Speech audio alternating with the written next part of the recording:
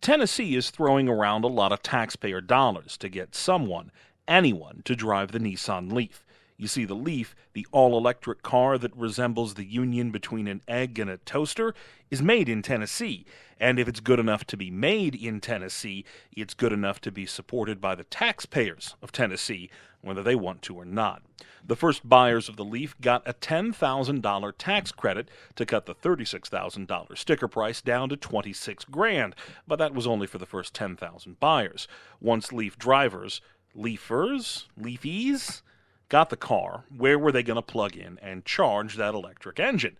No problem, not in Tennessee. The state partnered with the private firm Ecotality to install 600 charging stations across the state.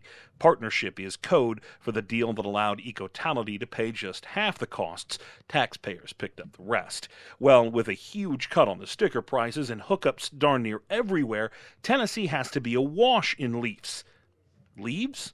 Not so much. Well, at least the cars that are on the road are taking advantage of those taxpayer-subsidized charging stations, right? I mean, if the state offered gas pumps across the state where half the price was on the taxpayer tab, people would line up. The only person in line at the charging stations visited by Tennessee Watchdog was reporter Chris Butler. He went out to find the Leaf in use, or non-use, because it would be charging. He expected at least to see the car on the road and then at a charging station. But he didn't.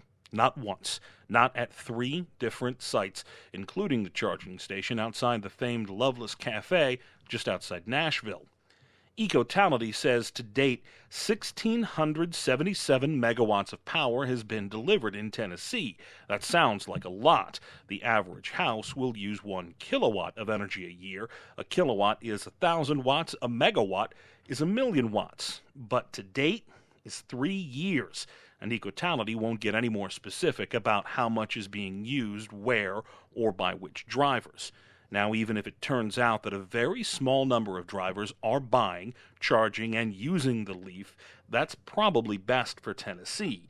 You see, the state gets 21.4 cents a gallon in gas taxes, $372 million last year alone.